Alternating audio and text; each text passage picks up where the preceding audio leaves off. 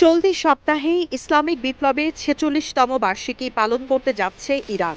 মাত্র ৪৬ বছরে মুসলিম বিশ্বের অন্যতম শক্তিশালী রাষ্ট্রে পরিণত হয়েছে দেশটি। শিক্ষা, গবেষণা কিংবা সামরিক খাত, কোনো দিক থেকেই পিছিয়ে নেই তেহরান। সাম্প্রতিক সময় ড্রোন, মিসাইল, এমনকি আকাশ প্রতিরক্ষা ব্যবস্থায় ইরানের একের পর এক উদ্ভাবন বিশ্বকে তাক লাগিয়ে দিয়েছে। কিন্তু কিভাবে শুরু হলো এই যাত্রা?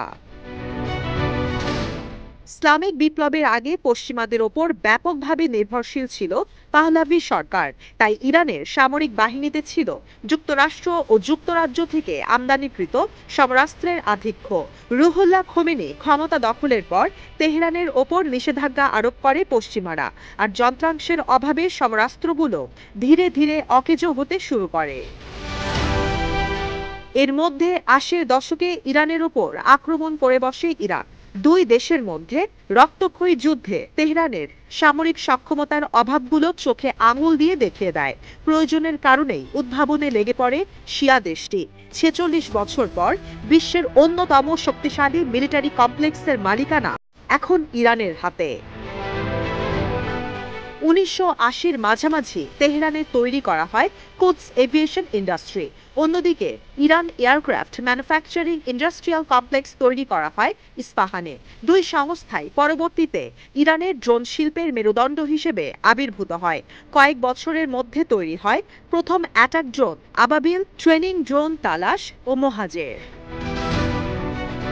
৮ বছরের যুদ্ধের মাঝে ইউএভির পাশাপাশি ব্যালিস্টিক মিসাইল তৈরিতেও মনোনিবেশ করে ইরাক। তৈরি করা হয় সলিড ফুয়েলের short range tactical missile Oghab ও নাজিয়াক, যাদের রেঞ্জ ছিল ৪৫ থেকে ১০০ কিলোমিটারের মধ্যে। রিভার্স ইঞ্জিনিয়ারিং এর কারণে দ্রুত গতিতে মিসাইলগুলো তৈরি করা সম্ভব হয়। ৯০-এর দশকে যুদ্ধ শেষ হবার পর যুক্তরাষ্ট্রের দিক থেকে হুমকি বাড়তে থাকে। দেশকে রক্ষার জন্য মাস প্রোডাকশনের ওপর জোর দেয় ইরান। তৈরি করা হয় স্বল্প মূল্যের অস্ত্র, যুদ্ধজাহাজ ও যুদ্ধবিমান। চীন, রাশিয়া ও উত্তর কোরিয়ার সহায়তায় চলে উদ্ভাবন কার্যক্রম। এরই ধারাবাহিকতায় গেল শতকের শুরুতে মধ্যম পাল্লার সাহাব ব্যালিস্টিক মিসাইল ও জেলজাল হেভি রকেট আর্টিলারি সিরিজ আলোর মুখ দেখে। চলতি শতকের শুরুর দিকে ইরানের মিসাইল প্রোগ্রামের হাত ধরেন হাসান তেহরানি মোকাদ্দা, যিনি ইরানি মিসাইলের জনক হিসেবেও পরিচিত। তার নেতৃত্বে মিডিয়াম রেঞ্জ ব্যালিস্টিক মিসাইল গাদার ১১০, ফজর ৩, আশুরা ও সাজ্জির দেশটির সামরিক ভান্ডারে যুক্ত হয়। সময়ের সঙ্গে বাড়ানো হয় মিসাইলগুলোর রেঞ্জ। পশ্চিমা ও ইসরায়েলি হামলা থেকে রক্ষায় মিসাইলগুলোকে রাখা হয় ভূগর্ভস্থ সামরিক ঘাঁটিতে।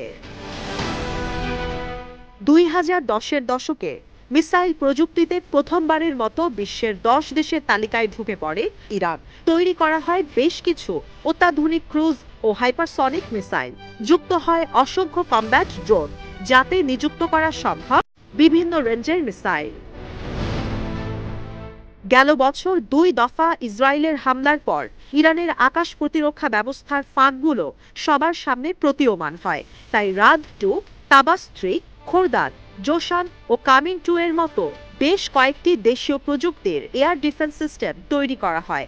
এছাড়াও বাভার ৩৭৩ ও আরমানের মতো আকাশ প্রতিরক্ষা ব্যবস্থাগুলো বর্তমানে পশ্চিমা দেশগুলোর সঙ্গে সমানে পাল্লা দিচ্ছে।